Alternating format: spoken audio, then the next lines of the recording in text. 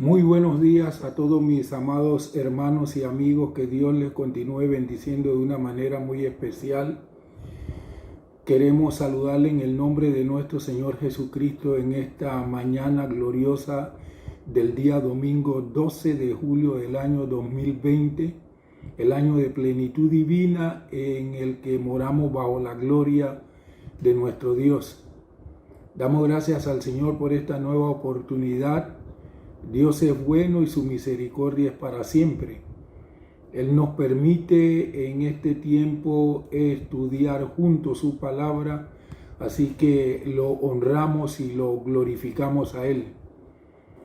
Siéntase cómodo, cómoda, porque el Señor en esta mañana nos va no solamente a transferir conocimiento, sino que nos va a ministrar en nuestro ser interior a través de su palabra y la trascendencia maravillosa de su Espíritu Santo. Vamos a tener una palabra de oración. Señor, queremos en este día adorarte y darte gracias por haber extendido tu misericordia de una forma nueva sobre nosotros y concedernos la oportunidad no solo de ver la luz de este día, sino respirar el aire, el hálito de vida, disfrutar de la vida abundante y de la vida eterna que tú nos ofreces a través de nuestro Señor Jesucristo. Gracias por el conocimiento que hasta aquí tú has depositado en nuestro interior, en nuestro espíritu, en nuestra mente. Pero hoy nos preparamos para que tú nos des más, porque anhelamos y deseamos conocerte mejor, conocer tu voluntad y tu propósito. Para ello pedimos que tu Espíritu Santo, como siempre, sea nuestro Maestro, nos aclare, nos ilumine el entendimiento, Señor, y deposite en nuestro espíritu aquellas palabras que sean semilla para que nosotros podamos cumplir tu propósito y tu voluntad aquí en esta tierra. Señor, por todo cuanto tú hagas en esta mañana, te damos a ti toda la honra y toda la gloria en el nombre precioso de nuestro Señor Jesús, porque tú siempre estás presto para edificarnos y fortalecernos en el nombre de nuestro Señor Jesucristo. Bien, amados hermanos y amigos, continuamos con el estudio del maravilloso libro de los Hechos del Espíritu Santo. Estamos viendo el capítulo número 2 y yo sé que el Señor va a seguir tocando nuestros corazones, nuestras vidas. Hoy le quiero hablar del tema, el significado de Pentecostés. Hemos estado hablando de Pentecostés, la maravilla de Pentecostés fue el último mensaje. Hoy vamos a hablar del significado de Pentecostés. Pedro fue un líder inestable durante el ministerio de Jesús, permitiendo que su bravuconería fuera su caída, aún al extremo de negar que conocía a Jesús.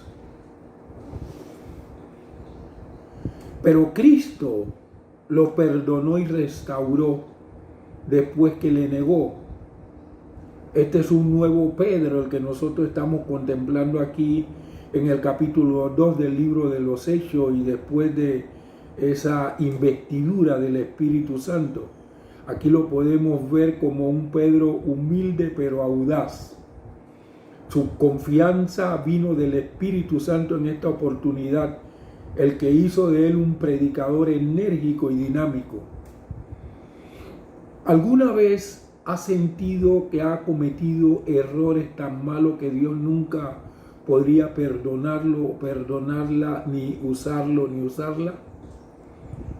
No importa qué pecado haya usted cometido, Dios promete olvidarlos y hacer de usted una persona útil para su reino. Así que en esta mañana reciba el perdón de Dios y deje que el Señor lo utilice para su servicio. En mi disertación del día de hoy voy a desarrollar 2 puntos esenciales de mi tema de este día. El primero, la promesa de Dios. El segundo, el propósito de Dios. Vamos a ver este primer punto, la promesa de Dios. Está basado en Hechos capítulo 2, versículos del 14 al 20. Dice así la palabra del Señor. Entonces Pedro se puso de pie con los 11, levantó la voz y les declaró: hombres de Judea y todos los habitantes de Jerusalén, sea conocido esto a ustedes y presten atención a mis palabras. Porque estos no están embriagados como piensan, pues es solamente como las 9 de la mañana del día.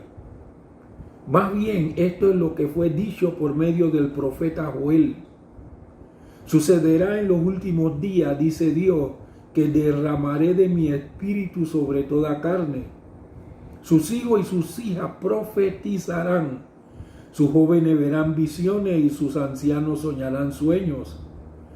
De cierto, sobre mis siervos y mis siervas en aquellos días derramaré de mi espíritu y profetizarán. Daré prodigio en el cielo arriba y señales en la tierra de abajo, sangre, fuego y vapor de humo. El sol se convertirá en tiniebla y la luna en sangre antes que venga el día del Señor grande y glorioso. Bien, el apóstol Pedro está aquí citando a Joel capítulo número 2 para hacer defensa de lo que estaba aconteciendo con ellos en ese maravilloso día de Pentecostés, donde algunos se estaban burlando de la manera como ellos estaban, que parecían ebrios. Amados hermanos y hermanas, desgraciadamente las multitudes tienden siempre a ponerse de parte de aquellos que adoptan una actitud superior y burlona. Puesto que Pedro les respondió a aquellos que decían que los creyentes estaban ebrios, nos parece que la mayoría de los espectadores era de esa opinión. Sin embargo, lo que Pedro dijo a la multitud no era el resultado de su propio discernimiento. Cuando se puso de pie con los 11 apóstoles, se produjo silencio. Luego Pedro comenzó a hablar por inspiración del Espíritu Santo. En otras palabras, Pedro ejerció el don de profecía según se lo describe en 1 Corintios capítulo 14, versículos 3, 24 y 25, donde la palabra de Dios dice de la siguiente manera: en cambio, el que profetiza habla a los hombres para edificación, exhortación y consolación. Verso 24, pero si todos profetizan y entra algún no creyente o indocto, por todo será convencido, por todo será examinado. Verso 25, y lo oculto de su corazón será revelado. Y de esta manera, postrándose sobre su rostro, adorará a Dios y declarará: de veras Dios está entre ustedes. Miren lo que dice también Hechos capítulo 2, versículos 33 y 40. Verso 33, así que exaltado por la diestra de Dios y habiendo recibido del Padre la promesa del Espíritu Santo, hablando acerca del Señor Jesús, ha derramado esto que ustedes ven y oyen. Y con otras muchas palabras testificaba y les exhortaba diciendo: sean salvos de esta perversa generación. En estos versículos que hemos leído nosotros hemos podido observar que la exhortación es parte del don de profecía. Después de señalar que las lenguas no eran el resultado del exceso de vino, Pedro responde en forma positiva a la pregunta de ¿qué quiere decir esto? Lo que la gente veía y oía era el cumplimiento de la promesa de Dios que había sido anunciado hacía muchísimos años por el profeta Joel.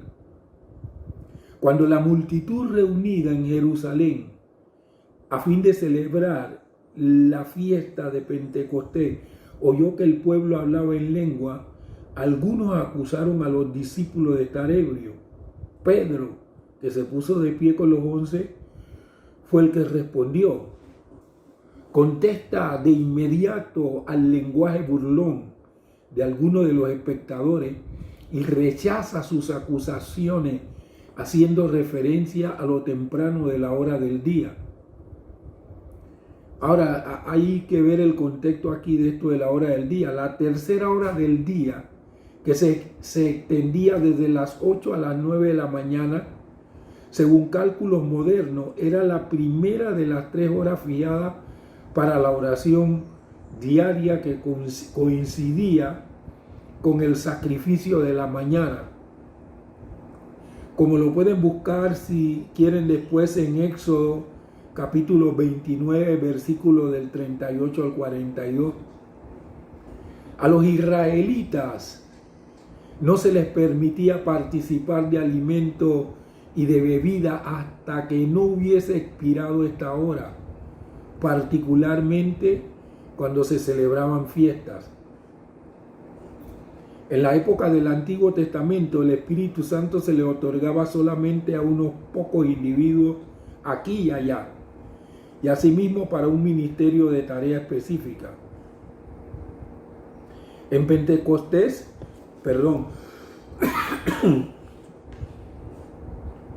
comenzó a cumplirse la profecía de Joel en el sentido de que el Espíritu sería derramado sobre toda carne. Allí el Espíritu Santo fue dado para todos, sin distinción de sexo, edad o clase. Todos hablaron en representación divina. Y en este sentido las lenguas cumplieron la promesa de que todos profetizarían. En el Antiguo Testamento la profecía significaba hablar en representación de Dios, ser vocero de Dios, como podemos verlo en Éxodo capítulo 7 versículo 1. Entonces el Señor dijo a Moisés: mira, yo te he puesto como Dios para Faraón y tu hermano Aarón será tu profeta. Éxodo capítulo 4 versículos 15 y 16. Tú le hablarás, o sea, a Aarón, y pondrás en su boca las palabras. Yo estaré con tu boca y con la suya, y les enseñaré lo que han de hacer. Verso 16. Él hablará por ti al pueblo y será para ti como boca, y tú serás para él como Dios. La profecía de Joel hablaba también de sueños y visiones. Luego nos habla de la señal al final de la edad. Sin duda alguna, amados hermanos y hermanas, el propósito del Espíritu Santo era el de recalcar el hecho de que este derramamiento pentecostal continuaría hasta el fin de esta edad. Ahora, la interrogante es la siguiente: ¿qué significado tienen las palabras de Pedro en el versículo 17 de que los jóvenes verán visión y los ancianos soñarán sueños? Como señalé con anterioridad, los vocablos visiones y sueños se emplean de manera alternativa en la Biblia. Pedro vio el pasaje de Joel cumpliéndose en su día. Parte de la iglesia del Señor en el presente, sin embargo, tiene la tendencia de ver el pasaje como una profecía que se cumplirá en nuestros días. Debemos formularnos la siguiente pregunta: ¿tiene Dios planes para un cumplimiento doble de la profecía de Joel? Si es así, las visiones y los sueños pueden aplicarse a nuestros días. Cuando la iglesia tiene profunda conciencia de Dios a tal punto de que permite que Él en su soberanía bautice a creyentes en el Espíritu Santo, la iglesia aceptará a sí mismo las manifestaciones de Dios mediante sueños y visiones. Si no creemos en el bautismo con el Espíritu Santo para este tiempo, tampoco creeremos en los sueños y las visiones, porque los sueños y las visiones forman parte de la trascendencia del Espíritu Santo. Los utiliza el Espíritu Santo mediante su don, palabra de conocimiento o palabra de ciencia. La palabra de ciencia se revela a través de voz audible, a través de sueños y de visiones. El hombre que cree en realidad en un Dios sobrenatural tiene pocas dificultades en creer que las experiencias de hecho pueden repetirse, o en creer que Dios puede hablar mediante sueños y visiones. Los que sabemos que Dios es sobrenatural, no tenemos ningún problema en pensar, en creer y recibir de parte del Espíritu Santo sueños y visiones en este tiempo, porque esto es hasta que llegue el final de esta era con la segunda venida de nuestro Señor Jesucristo. Mientras no llegue el Señor Jesucristo, estamos en los postreros días, y en los postreros días prometió de Dios derramar de su Espíritu sobre toda carne. Así que si creemos en el bautismo con el Espíritu Santo, que es para este tiempo, también creemos que los sueños y las visiones son para este tiempo. Si no aceptamos el bautismo con el Espíritu Santo para este tiempo, no creeremos tampoco en sueños y visiones, y Dios no se molestará en tratar de darnos sueños y visiones divinos, porque hay una diferencia entre lo que es un sueño común y corriente natural y lo que es un sueño divino. Un sueño divino crea en el espíritu del que lo recibe un impacto, como recibió el faraón el impacto y como lo recibió Nabucodonosor. Nabucodonosor, aunque se le olvidó el sueño, sabía que había tenido un sueño. ¿Por qué? Porque era un sueño divino, y ese sueño divino le causó un impacto a Nabucodonosor en el interior. Ahora, esto es maravilloso, porque Dios, aunque le dio el sueño a Nabucodonosor, hizo que se le olvidara. ¿Por qué? Porque la corte ocultista de Nabucodonosor, si él le dice el sueño, le hubieran interpretado lo que quisieran. Pero resulta que aquí, como él no se acordaba, le tenían que dar el sueño y a la vez la interpretación. Tenía que ser entonces una intervención sobrenatural de Dios. Ahora, antes que el Señor derramara su espíritu, amados hermanos y hermanas, antes que el Señor derramara su espíritu en Pentecostés, siempre nosotros vemos desde Génesis hasta Malaquías que el Señor habló a través de visiones y sueños. Y no solamente con los profetas, el Señor le habló a Faraón en sueño, el Señor le habló a Nabucodonosor en sueño. O sea, el Señor le hablaba en sueño hasta los inconversos. Cuando el tiempo de Gedeón, uno soñó con el famoso pan y ellos interpretaron que eso era nada más y nada menos que la espada de Gedeón. O sea, Dios siempre se ha comunicado a través de sueños y de visiones. No guió a José para que se fuera a Egipto a través de sueños. Yo no sé cuál es la situación de no creer en los sueños y las visiones, si es el lenguaje del Espíritu Santo, como dice el apóstol Pablo en 1 Corintios capítulo número 2. Dice que Dios ha preparado ¿para quién? Dios ha preparado para los que le aman, para los que creen en Él, cosas que ojo no vio, que oído no oyó y que no han subido a corazón de hombre. Pero hay parte de la iglesia del Señor Jesucristo que no cree que el bautismo con el Espíritu Santo es para este tiempo. Creen que ya se cumplió en el día de Pentecostés. Es cierto que se cumplió en el día de Pentecostés. De ahí en adelante, o sea, son los postreros días. Se cumplió en Pentecostés, y luego después se cumplió con los 20 de Éfeso, se cumplió en Samaria, como ya con anterioridad lo he explicado. Ese es para este tiempo. Vamos al segundo punto. Propósito de Dios. Hechos capítulo 2, versículo 21. Y sucederá que todo aquel que invoque el nombre del Señor será salvo. Ahora, tengo que decirle, amados hermanos y hermanas, que no todas las cosas señaladas en Joel 2, 28 y 29 sucedieron esa mañana en particular. Los postreros días incluyen todos los días entre la primera y segunda venida de Cristo. Es otra manera de decir de hoy en adelante. El día del Señor que se cita allí denota toda la era cristiana. Aún Moisés anheló que el Señor derramara su espíritu sobre todo, como dice Números, capítulo número 11, versículo 29. Moisés le respondió: ¿tienes tú celo por mí? Ojalá que todos fueran profetas en el pueblo del Señor y que el Señor pusiera su espíritu sobre ellos. Amados hermanos y hermanas, en Pentecostés el Espíritu Santo se derramó en favor de todo el mundo. Hombres, mujeres, hijos, hijas, judíos y gentiles. Ahora todos pueden recibir el Espíritu Santo. Este fue un pensamiento revolucionario para los judíos del primer siglo.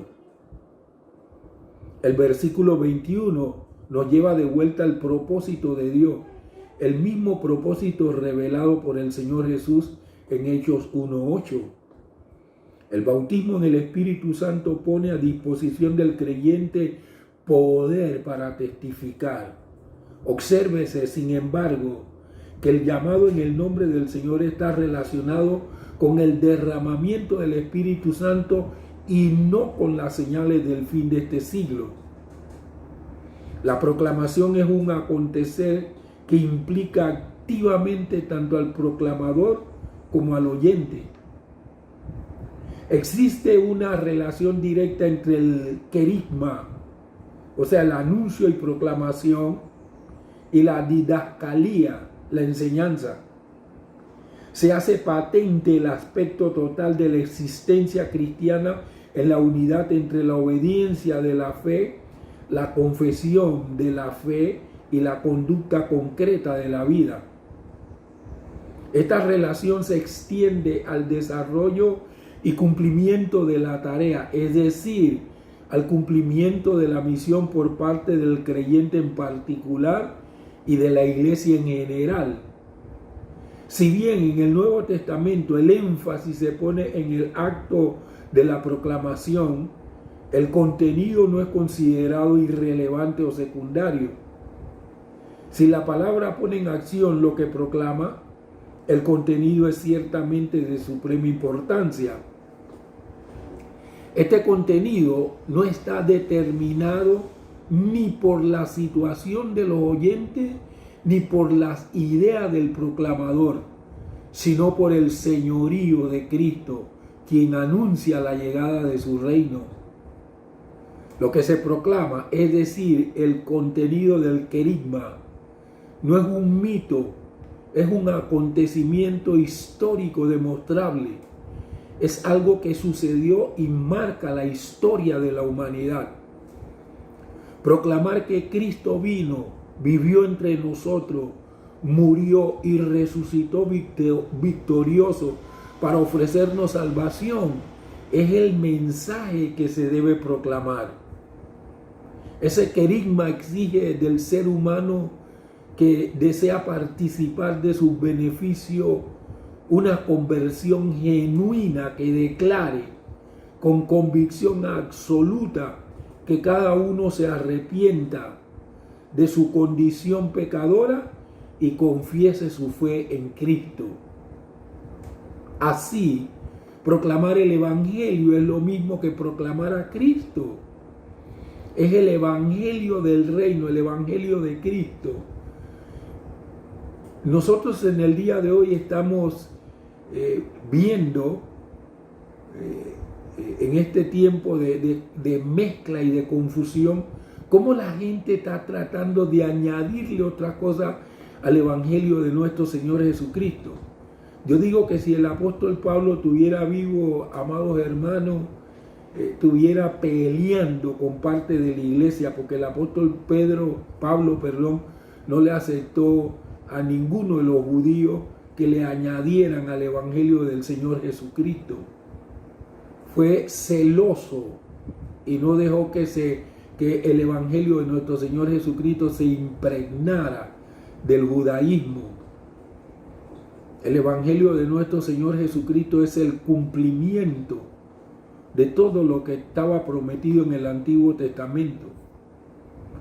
La existencia del querigma, proclamación, supone la existencia de mensajeros dispuestos a llevar a cabo la misión. Los que son enviados proclaman aquello que se le encarga proclamar, no el fruto de sus propios razonamientos, sino el resultado tangible de un mensaje transformador que ha operado en ellos y puede operar en sus oyentes también.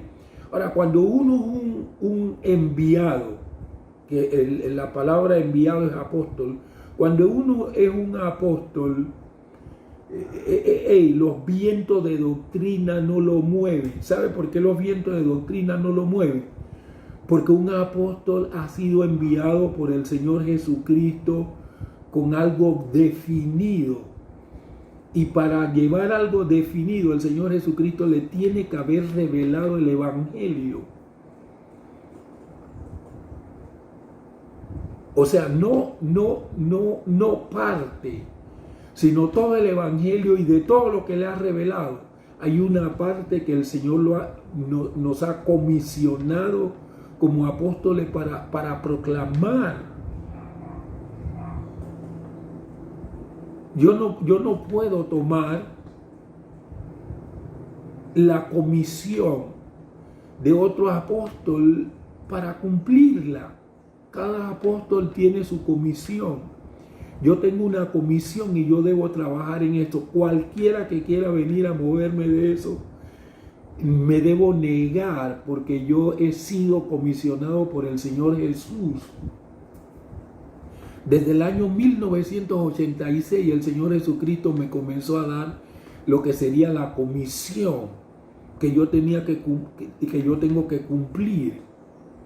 Entonces, a veces vienen ministros que quieren moverme de lo que el Señor me ha dado. Entonces, yo he recibido un mensaje de lo que es el evangelio de nuestro Señor Jesucristo, y yo no necesito añadirle nada al mensaje que el Señor Jesucristo me ha dado para compartir.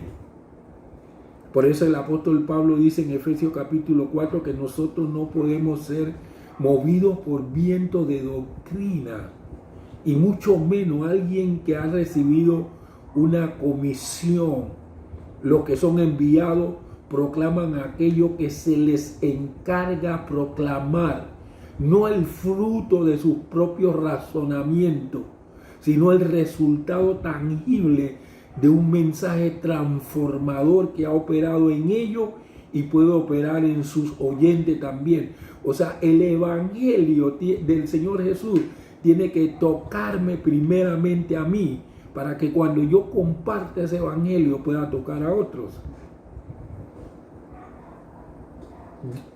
Yo debo ser el primero. Usted debe ser el primero, la primera. Si es un mensajero, una mensajera del Señor Jesús, si es alguien que ha recibido una comisión directa del Señor Jesucristo. Si no la ha recibido, bueno, usted esté en medio de la iglesia y siga buscando hasta que usted reciba esa comisión directa del Señor Jesucristo. Entonces usted será como Pablo, usted no se va a desviar ni a izquierda ni a derecha. Cuando yo veo que la gente se desvía, yo digo, no tiene una comisión dada por el Señor Jesús, porque el que tiene la comisión dada por el Señor Jesucristo difícilmente lo mueve.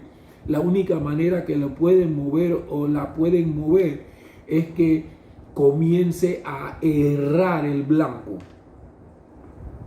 Los apóstoles no proclamaron su propio mensaje, ni sus propios razonamientos de su religión, sino que ellos estuvieron dispuestos a proclamar las enseñanzas que le transmitió personalmente el Señor Jesucristo sobre su evangelio del reino. Por eso es que Jesús, después que resucitó de entre los muertos, o sea, ya se había cumplido todo la voluntad y el propósito de Dios. Jesús fue el cumplimiento, por eso dijo consumado es. Luego se la pasó durante 40 días hablándole, ¿sabe de qué? A los apóstoles, del reino, de su reino, a fin de que los apóstoles no tuviesen confusión, no tuviesen mezcla.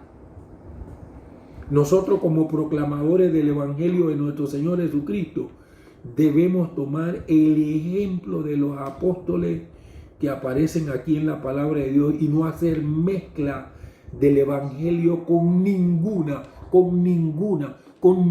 religión.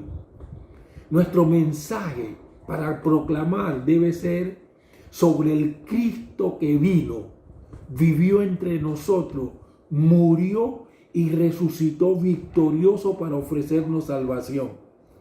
Hacer mezcla es lo que llamamos sincretismo religioso. La palabra querigma significa proclamar como un emisario.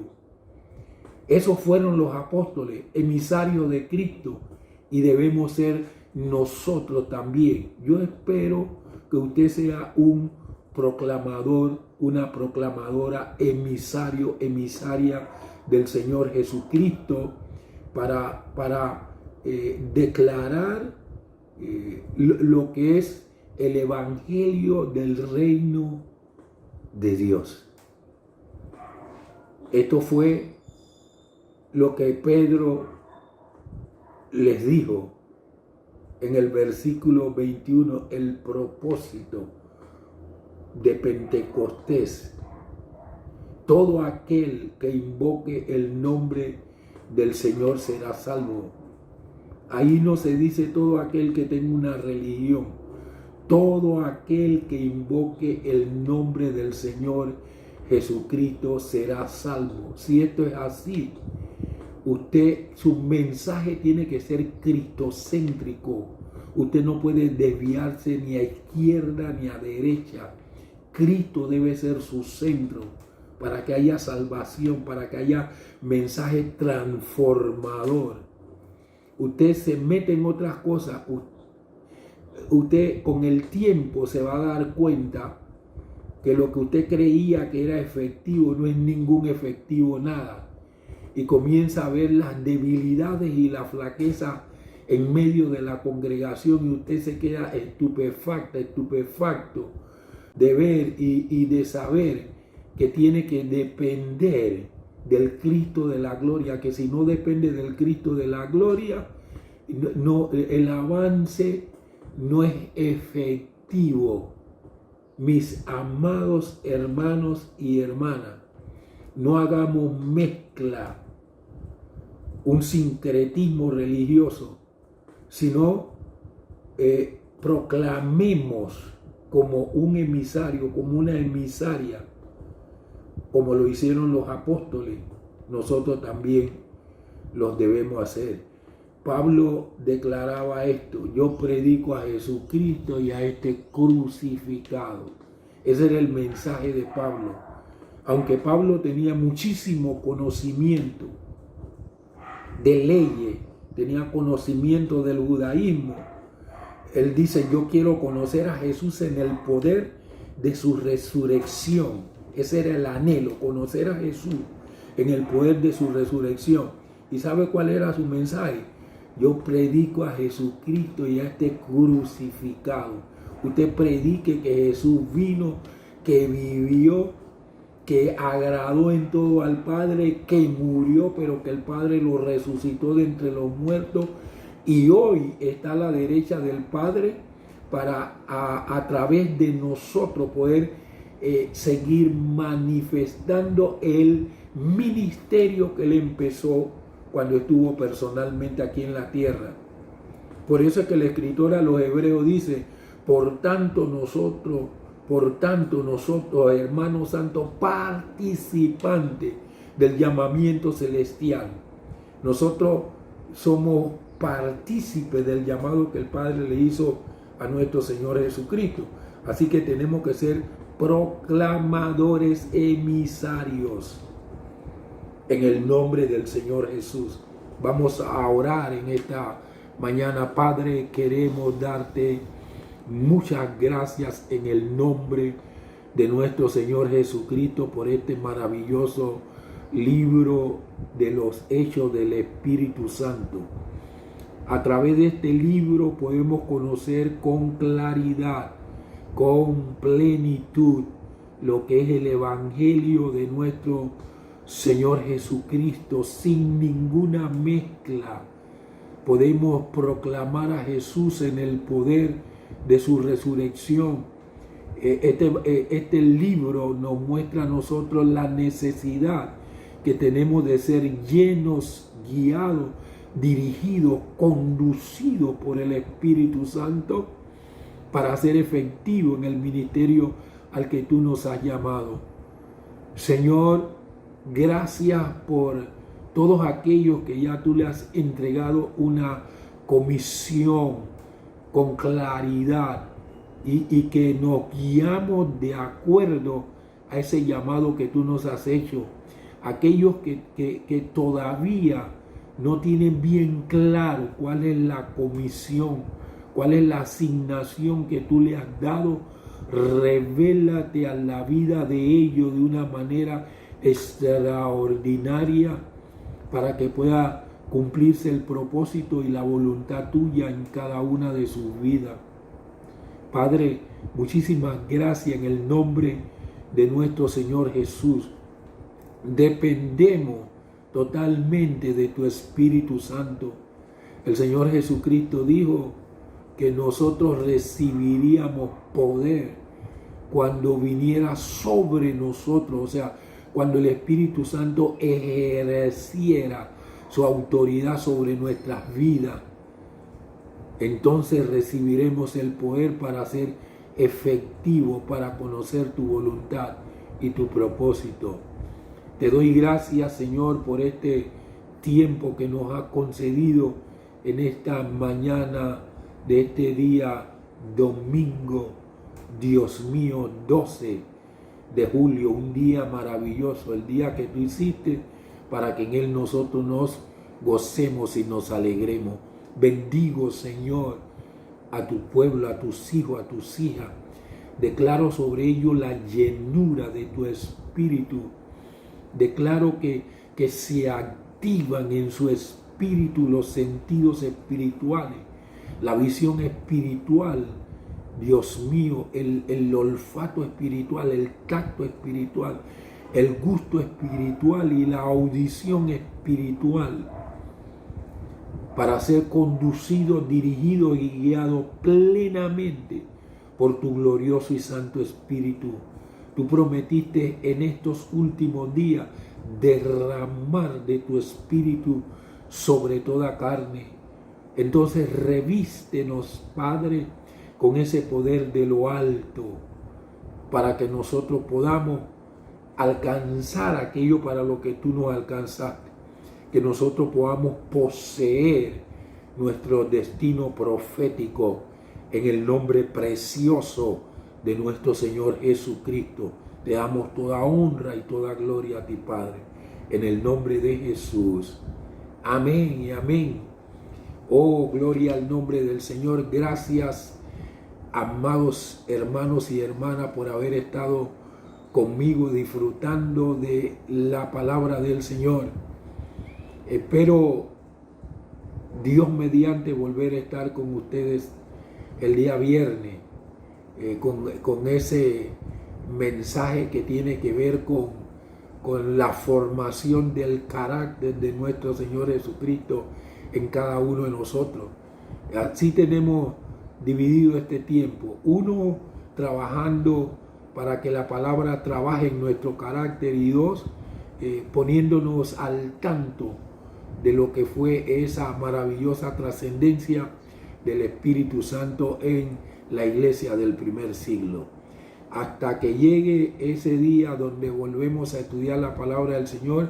Que Dios le guarde, le proteja, le bendiga y lo prospere y la prospere en todas las cosas.